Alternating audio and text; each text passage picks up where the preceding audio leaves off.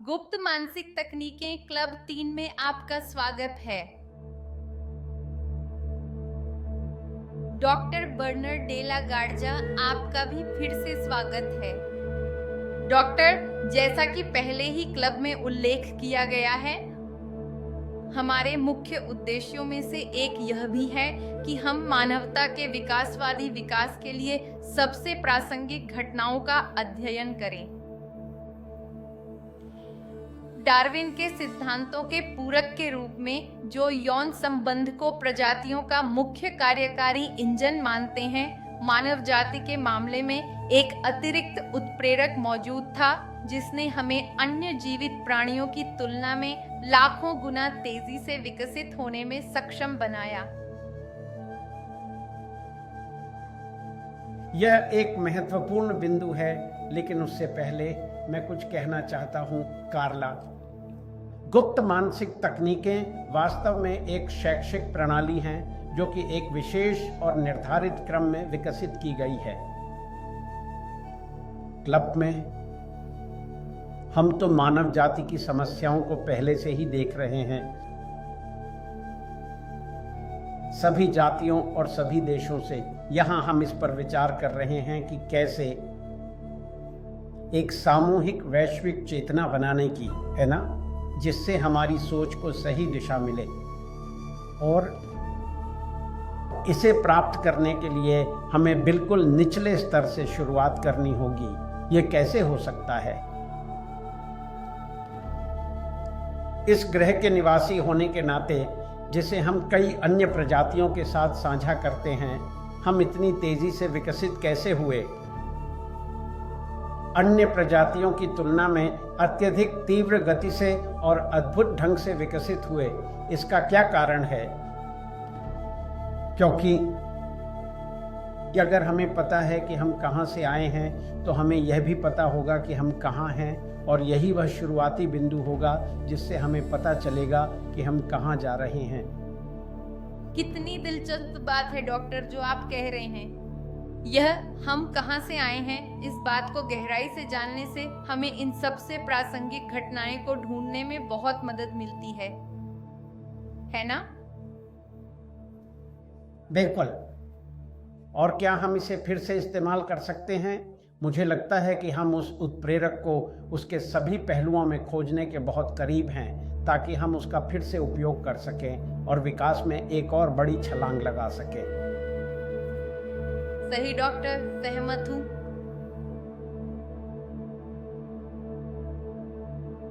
Doctor, इस त्वरण का प्रमाण तो हर जगह पर स्पष्ट रूप से दिखाई दे रहा है।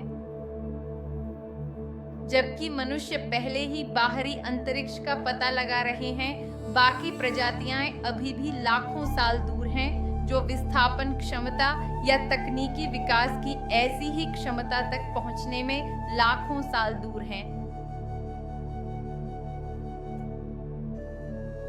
इस उत्प्रेरक ने विकास के इंजन को एक वास्तविक घातीय आवेग टरबाइन में बदल दिया, जिसने इसे अत्यधिक तेज और शक्तिशाली बना दिया। एक प्रश्न यह है कि यह परिवर्तन कैसे घटित हुआ। इस पर आपके क्या विचार हैं डॉक्टर? हमने कई दशकों तक इस विषय पर अध्ययन किया है, और हमने जो कुछ भी पाया है वह वाकई में बहुत ही शानदार है। यहाँ मुश्किल बात यह है कि इसे एक कार्यक्रम में कैसे सीमित किया जाए, है ना? हमारे पास जगह की बहुत कमी है। केवल इसी विषय पर घंटों घंटों तक बातें की जा सकती हैं, है ना? लेकिन यह एक ऐसी घटना है जिसने हमें बाकी प्रजातियों से पूरी तरह अलग कर दिया। यह उत्प्रेरक कितना दिलचस्प है कि इसे ढूंढकर हम इसका निरंतर उपयोग अन्वेषण करने और अपने आप को बहुत अधिक विकसित करने में सहायता के लिए कर सकते हैं। क्यों नहीं?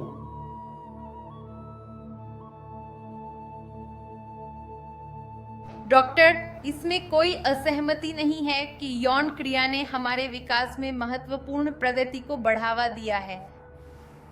उदाहरण के लिए, इसने हमें पेशेवर रूप से खुद को बेहतर बनाने के लिए प्रेरित किया है। हमारी स्वच्छता, हमारी शारीरिक बनावट का ध्यान रखने और आकर्षण और सह अस्तित्व से संबंधित कई कौशल विकसित करने में मदद करता है। हाँ कार्ला, और एक बात जो हमें इस अध्ययन में पता चली है वो ये है कि विकासवादी टरबाइन, जिसने हमें अन्य सभी प्रजातियों से बिल्कुल अलग किया, उसने हमें यौन मामलों में भी बहुत सहायता प्रदान की। इसने इसे बढ़ाया। आप इसे अन्य प्रजातियों में देखते हैं, कुछ जानवर दूसरों की तुलना में अधिक आकर्षक हो जाते हैं, वे साथी पाने के लिए अधिक खूंखार, अधिक कुशल हो जाते हैं, है ना? लेकिन इंसानों में हम तो इससे कहीं बहुत अधिक आगे निकल चुके हैं। परंतु इसके बावजूद डॉक्टर, अगर हम इसे समय के हिसाब से देखें तो इंसान हर महीने में औसतन केवल 10,000 सेकंड ही यौन क्रिया में लिप्त रहता है, जो पूरे माह के कुल समय का 0.5% से भी कम है। हाँ, इसके अलावा हम महीने में 10 लाख सेकंड से ज्यादा यौन विषयों के बारे में सोचने में लगाते हैं। हालांकि इनमें से कुछ विचार उत्पादक भी साबित हो सकते हैं, फिर भी इसका एक बड़ा हिस्सा हमारे व्यक्तिगत और सामूहिक विकास के लिए हानिकारक ही होता है।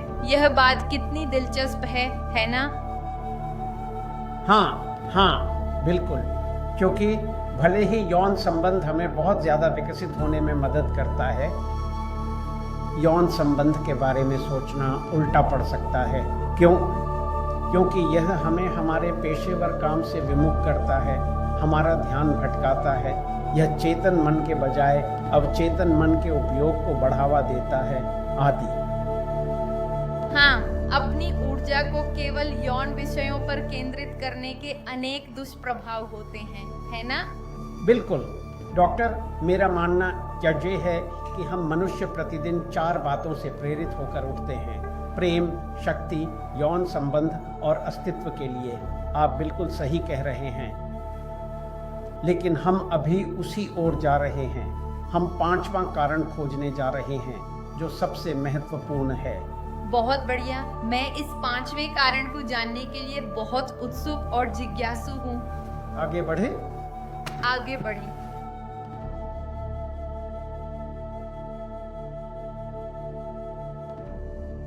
जैसा कि हमने चर्चा की डॉक्टर, इस दृष्टिकोण से हम निश्चित रूप से यह पुष्टि कर सकते हैं कि हमारी प्रजाति का वास्तविक विकासवादी उत्प्रेरक संगीत ही था।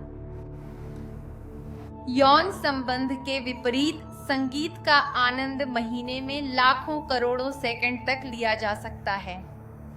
यह न केवल यौन गतिविधि को अधिक सामंजस्यपूर्ण दृष्टिकोण से बढ़ावा देता है, बल्कि यह अव्यवस्थित और अनुत्पादक यौन विचारों की संख्या को भी बहुत हद तक कम कर देता है। कार्ला, मुझे लगता है कि यह खोज कुछ सनसनीखेज है ना? क्योंकि हमने इसका हर कोण से अध्ययन किया है। हम केवल यह वैज्ञानिक निर्धारण करने के लिए जल्दबाजी नहीं कर रहे हैं, बल्कि इस बात के वैज्ञानिक प्रमाण हर जगह मौजूद हैं। सभी देशों में, सभी मानव जातियों में संगीत है और यह अलग अलग होता है।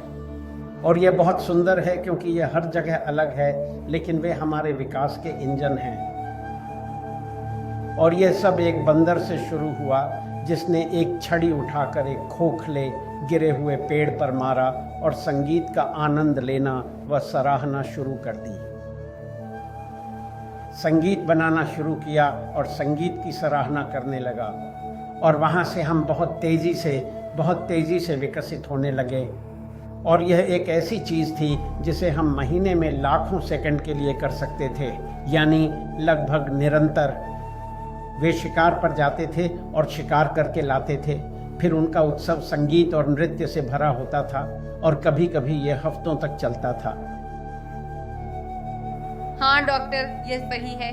कितना आश्चर्यजनक है कि एक ध्वनि, एक और ध्वनि से जुड़ गया और उसने यह संपूर्ण संगीत संग्रह निर्मित किया जिसका अब हम लुत्फ उठाते हैं, जिसके लिए हम संगीत कार्यक्रमों में भाग लेते हैं। और संगीत जिस तरह से कभी कभी हमें बिना पता चले या सचेत हुए लाखों विभिन्न तरीकों से हम पर प्रभाव डाल रहा है। याद है मेरे समय में 60 के दशक में संगीत रचना अविश्वसनीय थी। वहाँ हमने अपनी विकासवादी टरबाइन को पहचानना शुरू किया, बिल्कुल तभी से। मुझे याद है हम युवा अंग्रेजी नहीं बोलते थे। उस समय वैश्वीकरण की प्रक्रिया अभी शुरू नहीं हुई थी, है ना? और हम बीटल्स का एक गीत सुनते थे, है ना? जी बिल्कुल सही बात है। और पूछते थे ये क्या है? सबका जवाब अलग होता था। और उसके बाद मैंने अमेरिका जाना शुरू कर दिया और मैं अपने दोस्तों के अंदाज पर हंसता था, है ना? और मैं 12-13 साल की उम्र में ग्रीष्मकालीन शिविरों में अपने अमेरिकी दोस्तों से बात करने लगा और अंग्रेजी में भी यही बात थी। वे स्वयं ही इसे एक ही तरीके से नहीं समझ पाते थे। प्रत्येक व्यक्ति अपने दोस्तों के साथ अपने संबंधों और अपने प्रेम संबंधी मामलों के अनुसार इसकी भिन्न भिन्न व्याख्या करता था। साथ ही हर कोई अपनी तरह से समझता था, है ना? इस संगीत धुन में एक भावनात्मक अर्थ भरता था और वहां आपको कल्पना और रचनात्मकता का विकास देखने को मिलता था। हाँ डॉक्टर, संगीत ने हमारी संवेदनाएं जगाई। हजारों चीजें, हमारी हजारों काबिलियतें, कलाओं के विकास को बढ़ावा दिया। सभी कलाओं का। हाँ, संगीत से ही कलात्मक अभिव्यक्ति के रूप उभरे, जैसा कि हमने चर्चा की। साथ ही इसने लय उत्पन्न करने और बनाए रखने की हमारी क्षमताओं को भी बढ़ाया। जैसे कि यह हमें अपनी भावनाओं पर काबू पाने में सहायता करता है और दूसरी अनखोजी संवेदनशीलताओं को भी जागृत करने में मदद करता है। हम उसी ओर जा रहे हैं। गुप्त मानसिक तकनीकों में भावनाओं पर चर्चा करेंगे, है ना? कि भावनाएं ही चौथा मन है। यह मानव में विकसित होने वाला एक नया मन है। यह अगला विकासवादी कदम है। और क्या संगीत ही था जिसने भावनाओं को जन्म दिया, है ना? और यह भावनाओं का एक बहुत ही शक्तिशाली उत्प्रेरक है। हम सही है डॉक्टर। यह जानना कितना दिलचस्प है कि संगीत कैसे विकास के लिए यह अद्भुत उत्प्रेरक है। हम खत्म नहीं कर सकते कार्ला। ये विषय 30-40 कार्यक्रम बनाने के लिए हैं। बनाना होगा डॉक्टर।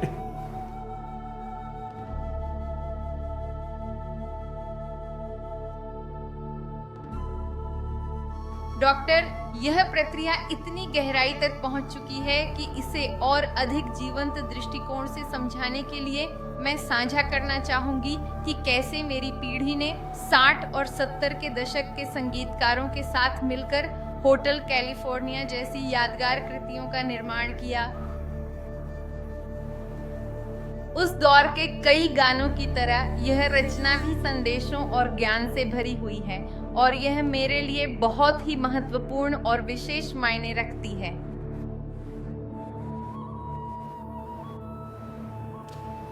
देखो, मैं आपको बताऊं, जब मैं नासा में था तो मेरे यूनिवर्सिटी के पहले साल में वहाँ के लोगों ने ऐसा किया।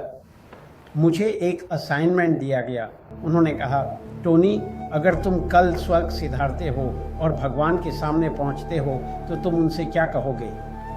ईश्वर तुमसे पूछेंगे, तुमने क्या किया, तुम्हारी प्रजाति ने क्या हासिल किया, तुमने क्या प्राप्त किया है। और इसमें मुझे कई महीने लग गए और महीनों बाद उन्होंने मुझे बुलाया और कहा, क्या तय किया?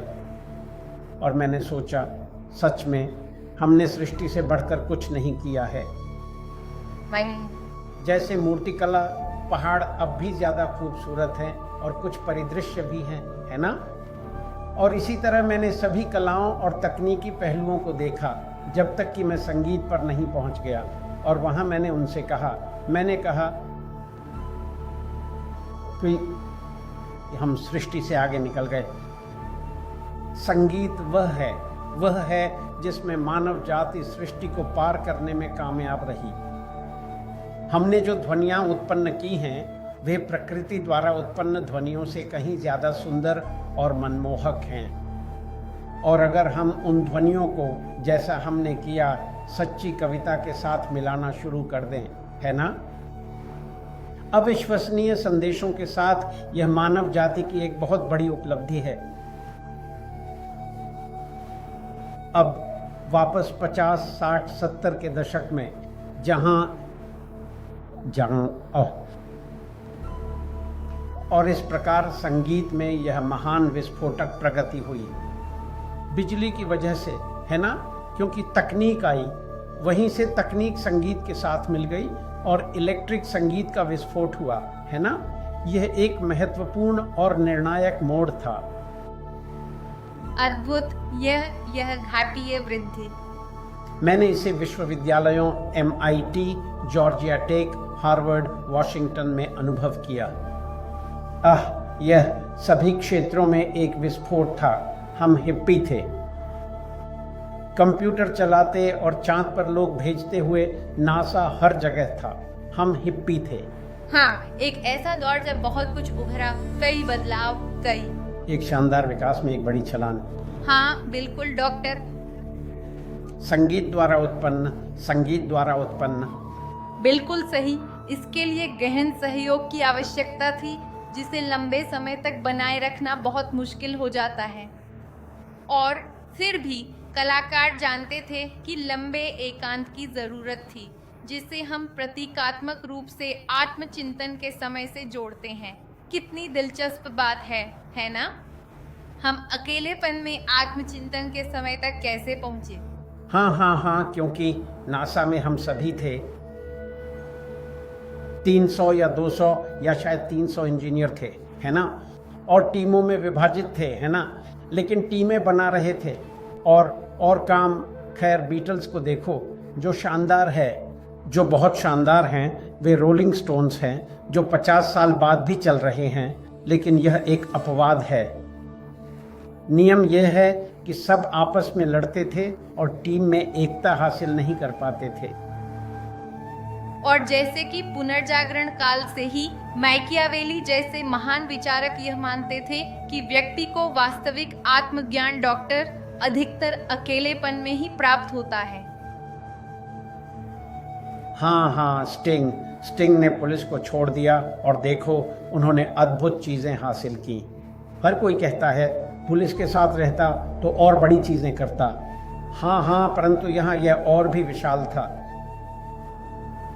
यह टीम में सहयोग एक शानदार बात है, लेकिन व्यक्तिगत तौर पर काम, व्यक्तिगत आंतरिक रूप से यह है एक आपदा। वोल्फगैंग पाउली सबसे प्रतिभाशाली क्वांटम भौतिकविदों में से एक, जिन्होंने क्वांटम भौतिकी का गणित खोजा, वे वोल्फगैंग पाउली ने कहा कि हम गलती कर रहे थे और उन्होंने ओपेनहाइमर से कहा, उन्होंने कहा यह जरूरी काम अंदरूनी है, यह आंतरिक है, बाहरी नहीं, ना हथियार और ना बम। यह हम स्वयं ही हैं। परमाणु की वास्तविक शक्ति, हमारी असली शक्ति तो हमारे भीतर ही समाहित है। तो हम होटल कैलिफोर्निया के बारे में विस्तार से बात करते हैं क्योंकि यह अपने आप में एक कला का उत्कृष्ट नमूना है ना? जिसके लिए हमें एक बार फिर इसका अध्ययन पूरा करने के लिए 100 कार्यक्रमों की आवश्यकता होगी, लेकिन हम कुछ से शुरू कर सकते हैं। धीरे धीरे इसका विश्लेषण करना शुरू करें ताकि हम भी संगीत के पीछे की इस सारी शक्ति को और बेहतर ढंग से समझ सकें। बिल्कुल।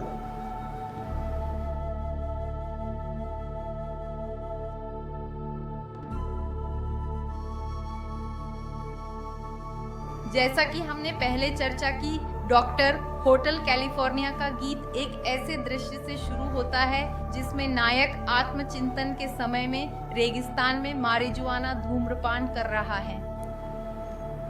एक प्रथा जो उस संदर्भ में आत्म अध्ययन के माध्यम का काम करती थी। इसके बाद वह वर्णन करता है कि कैसे एक चमकदार वस्तु उसे चकाचौंध कर देती है और वह उसे एक सतही तथा पतनशील दुनिया में खींच ले जाती है। इसके बाद उसका मार्गदर्शक उसे एक बड़ी पार्टी में ले जाता है, जहां वह समझता है कि प्रत्येक व्यक्ति अपने स्वयं के आंतरिक संघर्षों या आंतरिक बुराइयों का कैदी है और अपने कार्यों को सही ठहराने के लिए उसे बहानों की आवश्यकता होती है। विनाशकारी या अपनी ही बुराइयां, डॉक्टर? हाँ कार्ला, यहाँ गुप्त मानसिक तकनीकों में हम बहुत सारे एपिसोड में आंतरिक बुराइयों के पूरे मुद्दे का विस्तार से अध्ययन करेंगे, क्योंकि ये ऐसे मुद्दे हैं जो हमारे तीव्र विकास के कारण उत्पन्न हुए हैं, है ना? ऐसा कुछ भी नहीं है जिसे हम हल नहीं कर सकते, है ना? हमने कई चमत्कार किए हैं, लेकिन यह मानना ये होगा कि यह वास्तव में कुछ बहुत बड़ा और बहुत खतरनाक है। और यही आत्मचिंतन के समय का सवाल है। क्यों? जब हम कुछ लोगों के साथ मिलते हैं तो हमारी आंतरिक बुराइयां उनकी बुराइयों के साथ घुल मिल जाती हैं और यह कुछ बहुत शक्तिशाली बन जाता है। यहीं पर हमें और विनाशकारी आदतों में धकेला जाता है ना? आंतरिक बुराइयों का पूरा संघर्ष एक विश्वकोश है ना? हाँ, हमें इसका अध्ययन करना होगा और हमें इसे हल करना होगा। लेकिन ये सुंदर है ना? जैसा कि होटल कैलिफोर्निया इसे प्रस्तुत करता है ना? ये बहुत सुंदर है। इससे पहले वैगनर ने इस पर काम किया था, है ना? पार्जिफल के ओपेरा में कीमियागरों ने इस पर काम किया था, है ना? यह व्यावहारिक रूप से डॉक्टर यह गीत हमारे चेतन मन की कार्य क्षमता और विकास की कमी को स्पष्ट रूप से दर्शाता है,